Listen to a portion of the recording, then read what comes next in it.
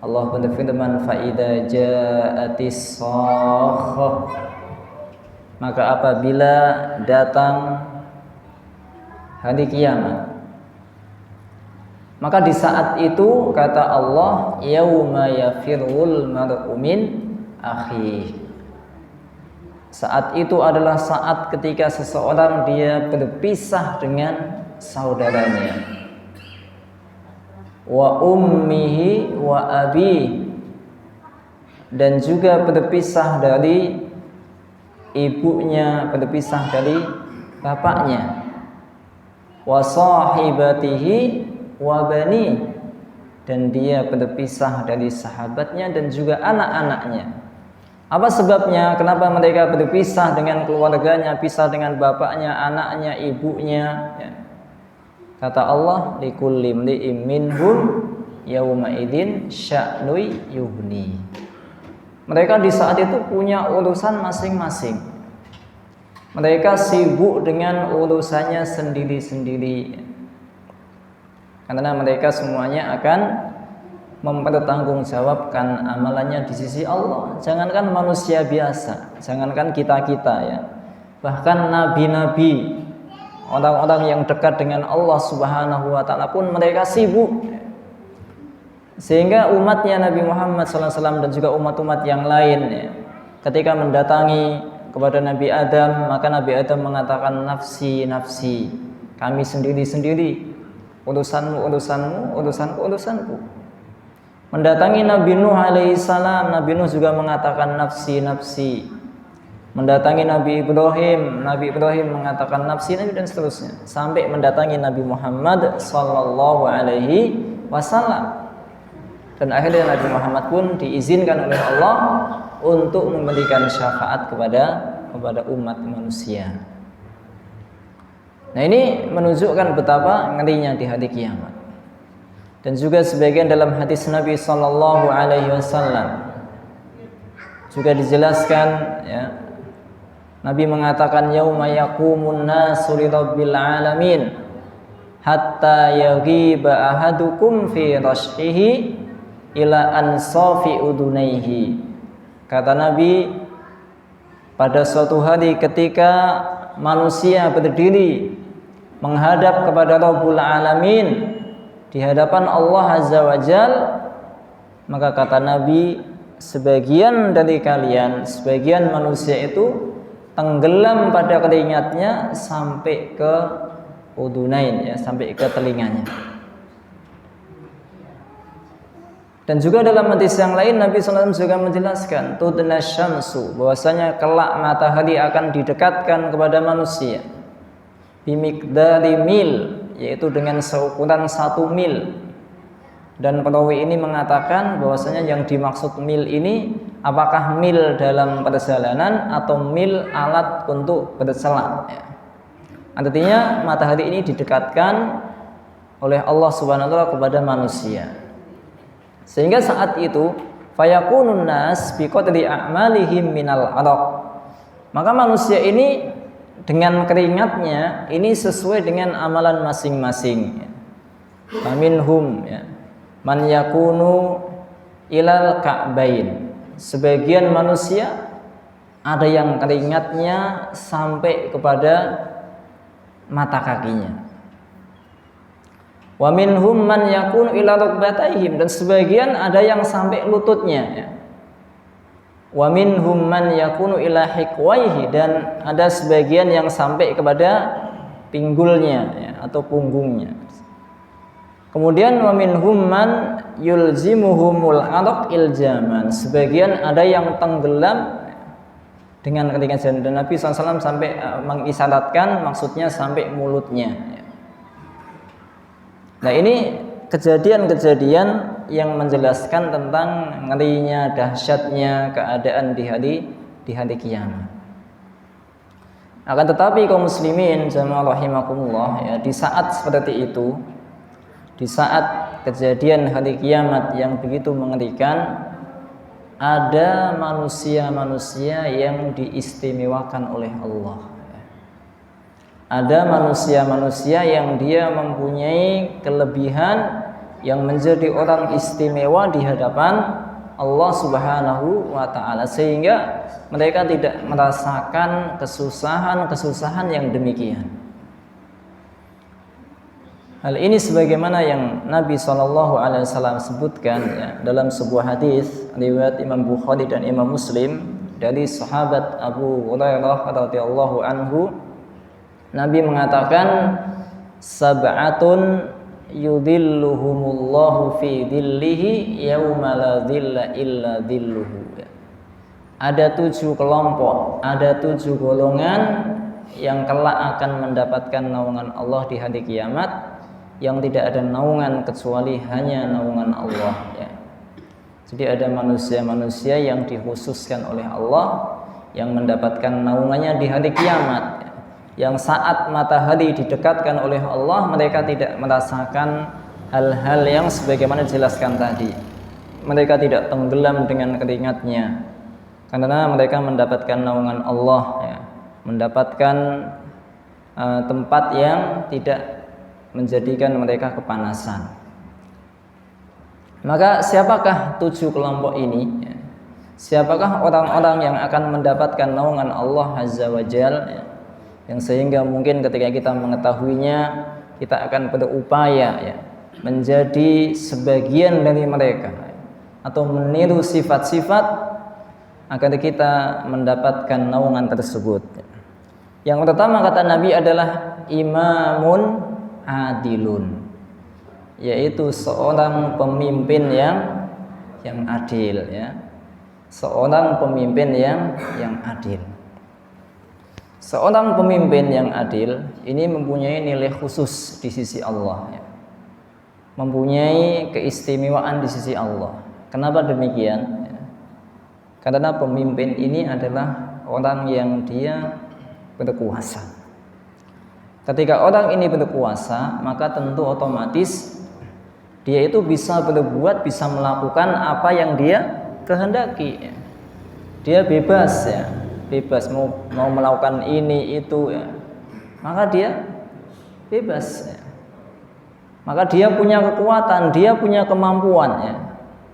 Dan bahkan peluang-peluang untuk berbuat kezaliman ya, peluang-peluang untuk berbuat kekerasan, kemaksiatan, maka ini ada ya. Karena dia pemimpin, dia punya kekuasaan. Akan tetapi ketika dia berkuasa, dia punya kekuatan, dia bisa berlaku adil ya. Dia tidak menggunakan kekuatannya untuk kezaliman ya. Dia tidak menggunakan kekuatannya untuk merampas orang lain ya, untuk mendolimi orang lain ya. Maka ini akan punya nilai lebih di sisi Allah. Karena dia adalah orang yang bisa menahan diri dari berbuat maksiat saat dia mampu, saat dia berkuasa.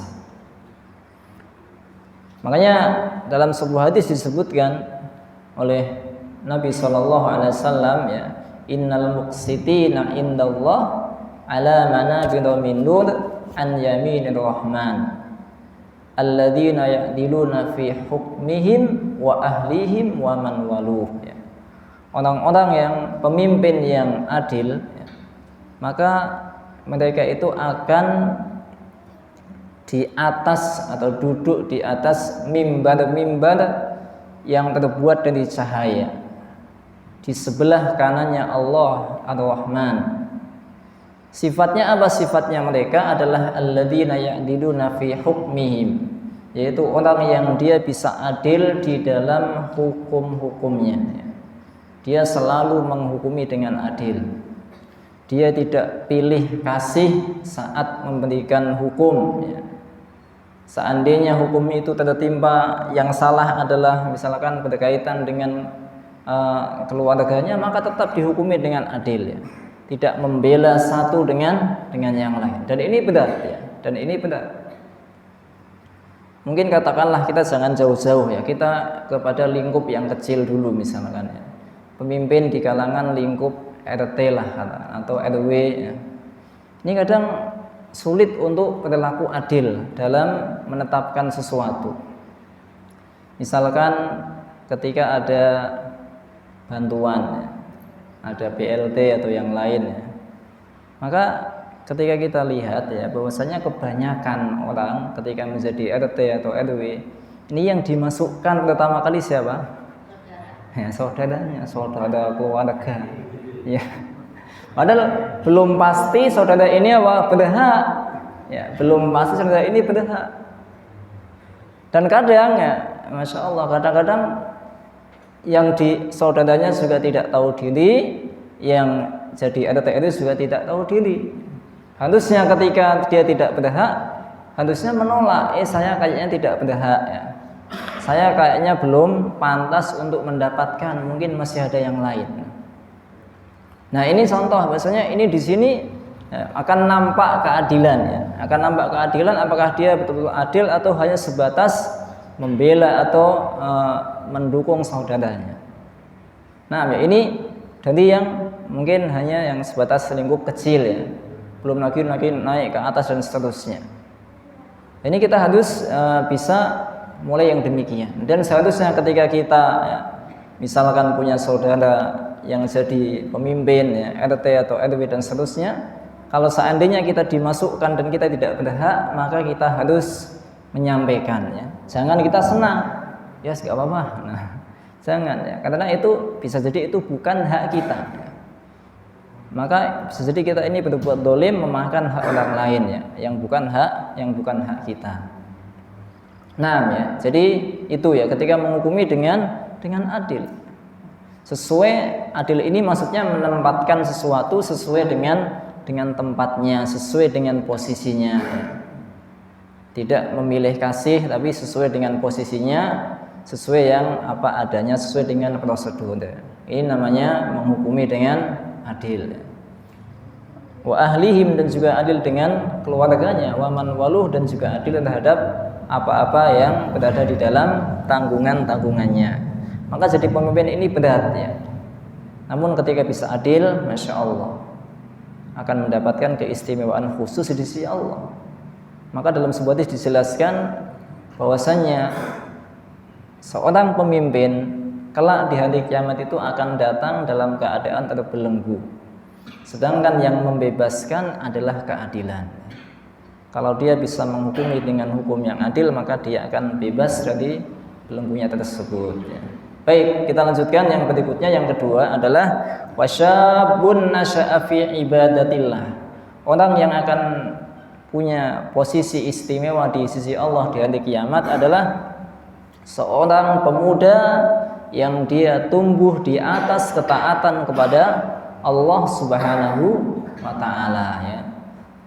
Yang mana kita sering mendengar ya, istilah ungkapan-ungkapan yang menyesatkan ya. Ungkapan-ungkapan yang tidak benar ya. Kecil dimanja-manja, remaja foya-foya, tua kaya raya mati masuk. Nah ini ucapan surga ini sopo. Nah ya. Ya jadi masuk remaja foya-foya. Memang remaja ini adalah orang yang ketika dia masa kuat-kuatnya ya. Dia masa kuat-kuatnya ya. Dia kekuatannya juga kuat, syahwatnya juga kuat, keinginannya juga kuat. Nah, ini masa muda. Beda dengan ketika sudah tua ya. Ketika sudah tua, sudah lemah ya. Melaku sidik istilah kuat. Sudah kerja sedikit sudah capek ya. Beda dengan masa muda. Nah, otomatis ketika orang itu sedang kuat, maka rasa keinginannya untuk berbuat maksiat ini lebih kuat. Maka apabila dia bisa menahannya, bisa mengarahkan, bisa menjadikan masa mudanya untuk ketaatan kepada Allah ya, dijadikan masa mudanya untuk mengabdi kepada Allah, untuk beribadah kepada Allah Subhanahu wa taala, dan dia bisa menahan hawa nafsunya ya. Dia bisa meninggalkan kenikmatan-kenikmatan yang mungkin dialami, dilakukan oleh kebanyakan pada umumnya. Maka ini orang yang punya nilai khusus. Dan ini akan jarang kita dapati ya. Dan ini akan jarang kita dapati bahwasanya ada anak muda yang dia tumbuh di atas ketaatan kepada Allah. Anak muda pengennya ya bebas, pengennya istilahnya ya pacaran, pengennya main, pengennya apalah, bebas. Tapi ketika dia bisa menjadikan masa mudanya, dijadikan masa yang betul-betul dimanfaatkan ya, untuk mencari ilmu, untuk beribadah, untuk melakukan hal-hal yang bermanfaat, maka ini adalah suatu nilai plus ya. Ini suatu keistimewaan dari Allah Subhanahu wa taala. Kenapa di sini disebutkan bahwasanya seorang muda, anak muda, pemuda yang tumbuh di atas ketaatan kepada Allah ya.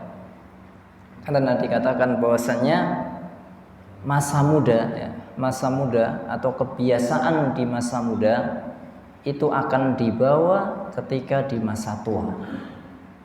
Ya, kebiasaan di masa muda itu akan dibawa di masa tua. Meskipun ya orang itu bisa berubah di masa tuanya, tapi secara umum bahwasanya kebiasaan yang ada di masa muda maka akan dibawa kebiasaannya di masa tuanya. Makanya di dalam kitab yang ditulis oleh Syekh Abdul Razak yang diberi judul Min Wasayas Salaf Lisyabab ya, termasuk dari wasiat-wasiat salaf kepada para pemuda. Maka di antara mereka menjelaskan kami ketika masa muda ya, kami bisa sholat malam ya, 1 rakaat dengan membaca 100 ayat ya, bahkan mungkin lebih ya. Artinya bahwasanya hal itu mereka bawa sampai di masa tua. Nah di sini kebiasaan yang di masa muda ya, mereka bawa kebiasaan tersebut di masa tuanya ya. Maka ketika kita usia ya, katakanlah 40 tahun ke bawah ya, punya kebiasaan yang baik, maka insya Allah nanti di usia 40 tahun ke atas akan masih membiasakan dengan kebiasaan tersebut ya. Apabila kita di masa mudanya ya, di masa 30 tahun, masa 35 tahun kita biasa menghatamkan Al-Quran sebulan sekali ya, maka insya Allah di masa tuanya kita juga akan terbiasa menghatamkan Quran sebulan sekali. Apabila kita di masa mudanya rutin melaksanakan sholat witir ya, maka di masa tuanya juga akan sama.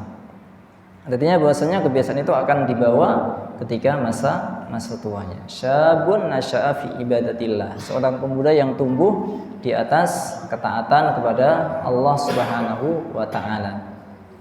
Kemudian yang berikutnya adalah wa rajulun qalbuhu mu'allaqun bil masajid. Yang ketiga adalah seorang laki-laki yang dia hatinya terpaut dengan masjid. Seorang laki-laki yang dia hatinya terpaut dengan masjid ya. Artinya bahwasanya dia senang ya. Dia senang untuk melaksanakan ibadah-ibadah di masjid. Dia senang untuk mendatangi sholat berjamaah ya. Dia senang untuk mendatangi majelis-majelis ta'lim ya. Dia senang ya, dalam hatinya untuk memakmurkan masjid ya. Nah ini adalah orang yang akan diistimewakan oleh Allah, dan ini adalah ciri keimanan seseorang ya. Makanya Allah mengatakan innama ya'muru masajidallah man amana billahi wal yaumil akhir. Hanya sesungguhnya orang-orang yang memakmurkan masjidnya Allah adalah orang-orang yang beriman kepada Allah dan hari akhir. Kaum muslimin dan muslimat, Bapak Ibu rahimakumullah, bahwasanya suatu hal yang berkaitan dengan masjid ini ada kemuliaan. Bahkan sampai tukang sapu masjid, bahkan sampai urusan tukang kebersihan masjid, ini pun nilainya tinggi di sisi Allah ya. Buktinya adalah ketika ada seorang tukang bersih masjid di zaman Nabi SAW, yang dia dikatakan seorang yang hitam. Kemudian ketika dia meninggal dunia, maka sahabat pun tidak memberitahu tentang kematiannya kepada Nabi SAW. Akhirnya Nabi Muhammad pun kehilangan di manakah orang yang biasanya menyapu masjid? Maka kata sahabat, dia sudah meninggal Rasul. Apa kata Nabi? Loh, kenapa engkau tidak beritahu kepadaku kalau dia meninggal? Dengan alasan mungkin ya cuma tukang sapu masjid wae kok ngerepotin jenengan misalnya kan. Maka Nabi pun mengatakan, "Dulluni ala qabrihi." Tunjukkan aku ke kuburnya di mana. Akhirnya Nabi pun ditunjukkan ke kuburnya dan Nabi mensolatkannya di kuburnya. Akhirnya Nabi mengatakan bahwasanya kuburan ini semula adalah gelap. Kemudian setelah aku mensolatkannya semuanya menjadi terang. Nah, ini di sini bahwasanya hanya sebatas orang yang menyapu masjid, maka dia punya nilai khusus, punya keistimewaan. Sampai-sampai Nabi SAW pun mencarinya. Sampai-sampai Nabi menganggap itu bahwasanya orang yang penting, orang yang sangat berguna. Nah, jadi apalagi yang lainnya yang mungkin bernilai ibadah-ibadah yang besar. Maka rajulun qalbuhu mu'allaqun bil masajid, dan seorang laki-laki yang hatinya terpaut dengan masjid. Baik. Kemudian yang berikutnya yang keempat, wa rajulani tahabba fillah ijtama'a alaihi wa tafarraqa alaihi. Dua orang laki-laki yang dia saling mencintai karena Allah ya. Dia berpisah karena Allah, dia bertemu juga karena Allah Subhanahu wa taala ya. Jadi cintanya itu bukan karena kepentingan-kepentingan hanya sebatas kepentingan dunia. Tapi cintanya adalah karena Allah ya. Kenapa engkau menolong dia? Karena dia adalah orang yang baik ya. Dia adalah orang yang taat ya. Dia adalah orang yang solih ya. Maka aku suka menolongnya ya. Kenapa engkau berpisah dengan dia ya? Karena ketika saya bertemu dengan dia tidak menambah ketaatan saya, malah menambah saya menjadi terjerumus dalam kemaksiatan, maka saya berpisah dengannya. Ini namanya berpisah karena Allah. Begitu pula ketika bertemu di majelis ilmu, ini adalah pertemuan karena Allah ya. Bertemu dalam hal-hal yang baik ya. Ini adalah pertemuan karena Allah ya. Maka sebagaimana kita mencintai saudara kita karena Allah Subhanahu wa taala, maka segitu pula cinta Allah kepada kita. Kalau kita ingin menjadi orang yang dicintai oleh Allah, maka cintailah saudara kita. La yu'minu ahadukum hatta yuhibba li akhihi ma yuhibbu li nafsihi. Tidak beriman salah seorang kalian sampai kalian cinta kepada saudaramu sebagaimana engkau mencintai dirimu. Artinya bahwasanya ketika kita senang ya, kita diberi, maka mudahlah kita memberi. Ketika kita senang ditolong, maka mudahlah menolong. Ketika kita senang tidak diganggu, maka jangan mengganggu. Nah, ini artinya kita mencintai sesuatu yang apa kita cinta untuk diri kita sendiri. Apabila kita senang bahwasanya kita selamat dari perbuatan-perbuatan maksiat, selamat dari perbuatan-perbuatan dosa, ya, maka kita upayakan bagaimana saudara kita selamat dari perbuatan dosa, ya, dengan kita menolongnya. Bahkan sampai Nabi mengatakan, unsur akhaka dzaliman aw madluman. Tolonglah saudaramu yang dolim maupun yang dizalimi. Kalau yang dizalimi kami tahu Rasul, ada orang dipukul kita tolong, kita tahu. Tapi bagaimana menolong orang yang dolim? Maka Nabi mengatakan nasihati. Maka itu termasuk menolongnya. Maka Masya Allah ya, jadi mungkin ya kita di sekeliling kita ada saudara-saudara kita ya, yang membutuhkan pertolongan, yang membutuhkan bantuan, maka kita kalau bisa membantu, dibantu. Dan ini pahalanya sangat besar ya. Ini pahalanya di sisi Allah sangat besar. Dan masih banyak lagi hal yang lain ya. Mungkin misalkan ya, sebagai contoh kecil ya, seandainya Mungkin sebagian saudara kita ingin membeli sepeda motor katakanlah, dia tidak punya uang untuk membeli, maka paling-paling nanti lama-lama akhirnya kredit, dengan kredit yang riba, leasing dan seterusnya. Maka apabila kita bisa menolong, bisa membantunya, ya udah, gak usah kredit riba, ini beli aja cash, tak utangi uang, nanti kamu bayarnya nyicil ke saya dengan tanpa bunga. Ini masya Allah menolong saudaranya supaya tidak terjerumus dalam kemaksiatan, supaya tidak terjerumus dalam dosa. Dan ini mungkin hal yang seperti ini kadang yang jarang kita pikirkan, ya. Kadang yang jarang kita memikirkan sampai hal seperti ini. Ya, dan kadang mohon maaf ya, jadi sebagian kita mungkin kadang punya uang sampai banyak nganggur ya di rekening ya. Tapi ya mungkin ya apa belum tahu atau apa di sini kadang, nah ini perlu ya. Jadi kalau kita bisa membantu ya dengan rezeki yang Allah lebihkan kepada kita, maka bantulah saudara kita. Dalam sebagai wujud itu adalah cinta kita kepada saudara kita karena Allah, bukan karena yang lain. Nah, supaya kita bisa mendapatkan naungan Allah di hari kiamat. Baik, itu yang keempat ya. Wa rajulani tahabba fillah istama'a alaihi wa tafarraqa alaihi. Dan yang kelima adalah wa rajulun ya. Wa rajulun da'athu imra'atun datu mansibin wa jamalin faqala inni akhafullah ya. Seorang laki-laki yang diajak oleh seorang wanita yang dia punya pangkat ya, punya kedudukan, wa jamalin, dan dia punya kecantikan. Jadi seorang wanita yang punya kedudukan ya, punya jabatan, punya pangkat, dan dia juga punya apa? Punya kecantikan. Yaitu apa? Mengajak kepada seorang laki-laki untuk diajak perbuatan yang tidak baik atau perbuatan zina dan semacamnya ya. Maka dia sanggup mengatakan ini akhafullah, aku takut kepada Allah.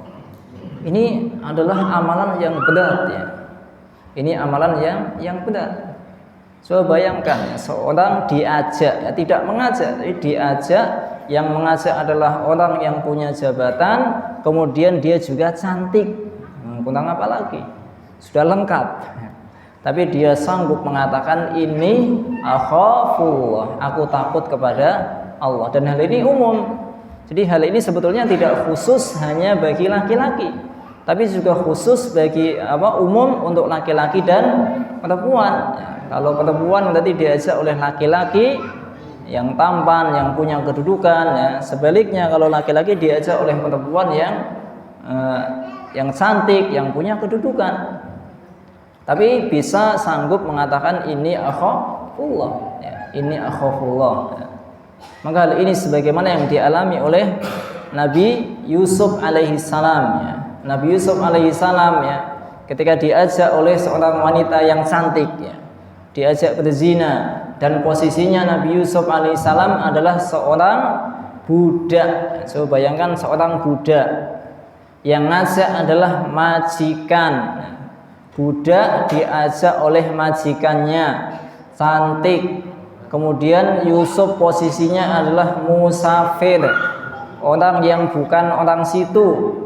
Dia jauh dari keluarganya. Kemudian kesempatan sudah ada, musafir, dan Yusuf ini sudah berdua dengan seorang yang mengajak tadi ya, majikannya tadi ya, istrinya Al-Aziz ya.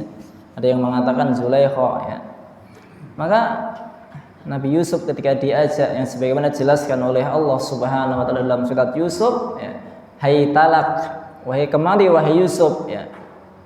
Maka apa yang dikatakan Yusuf? Ma'adallah, aku berlindung kepada Allah Subhanahu wa taala.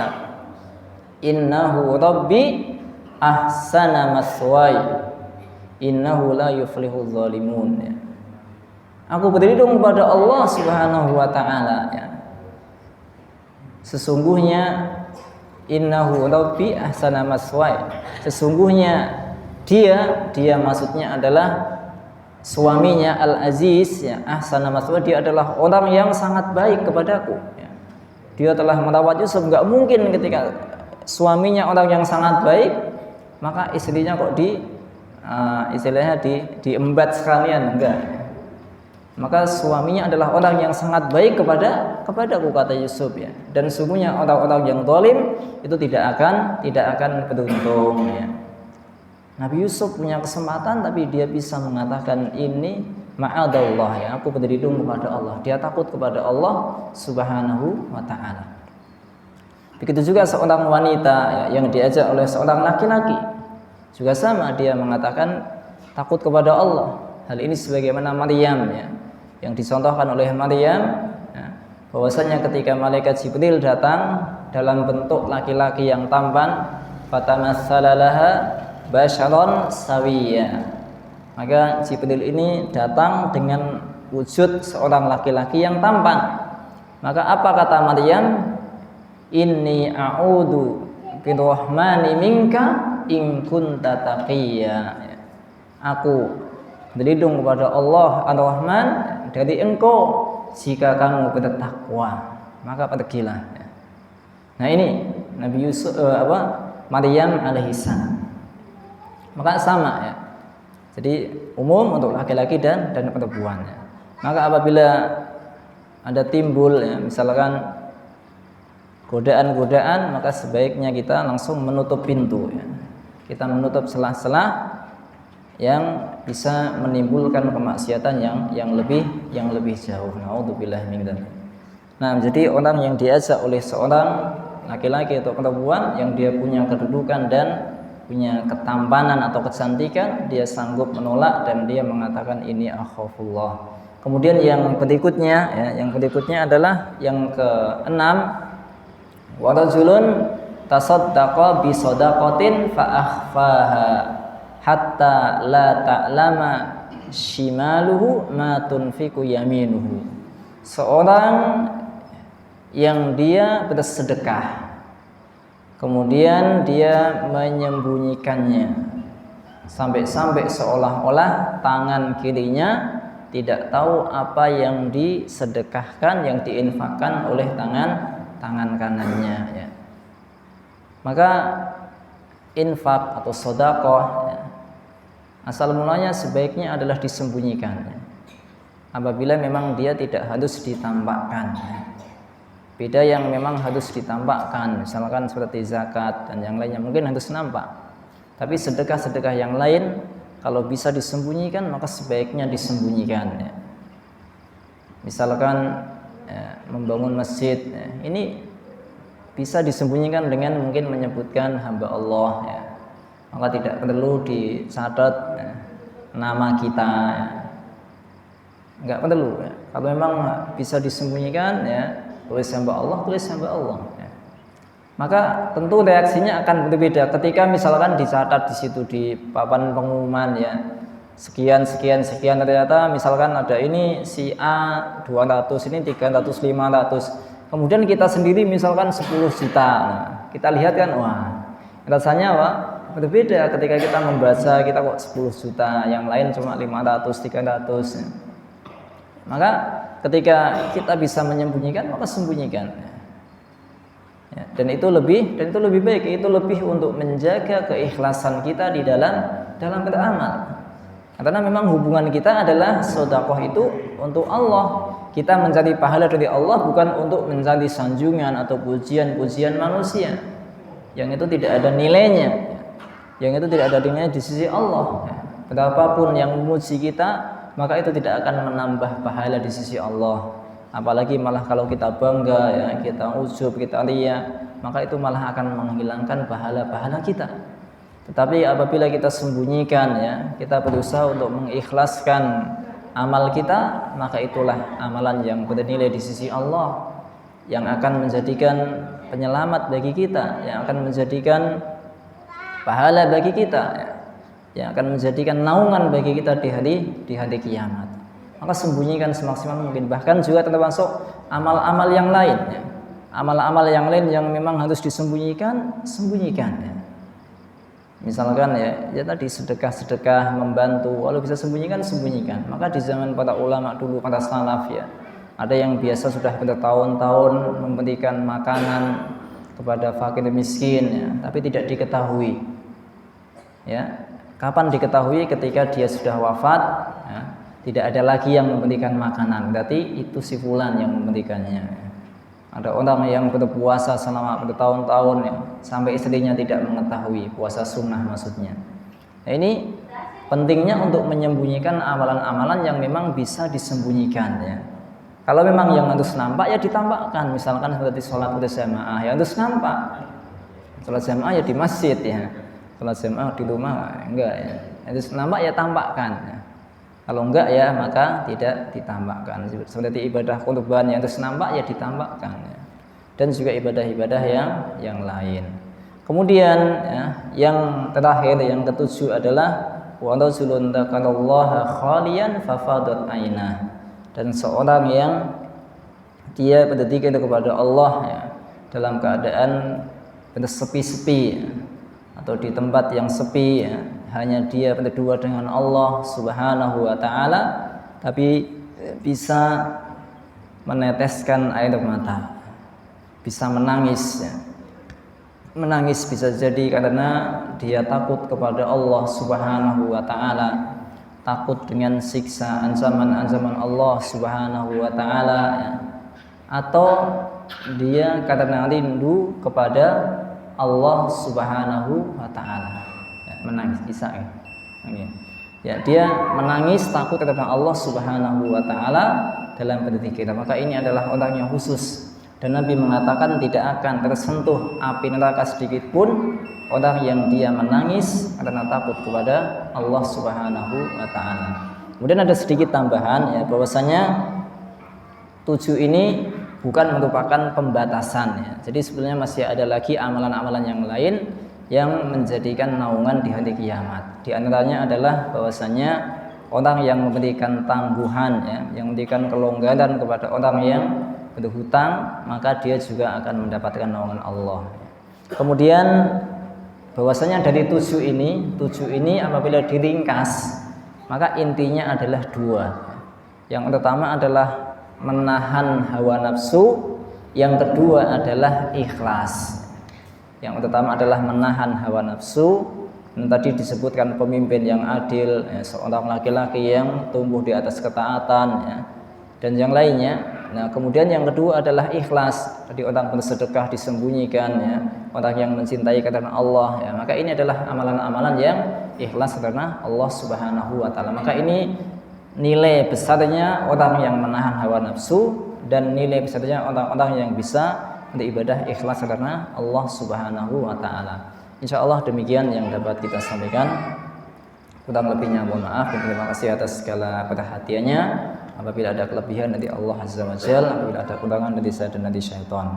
Kita akhiri dengan doa qadatul majlis. Subhanakallahumma bihamdik, asyhadu an la ilaha illa anta, astaghfiruka wa atubu ilaik. Assalamualaikum warahmatullahi wabarakatuh.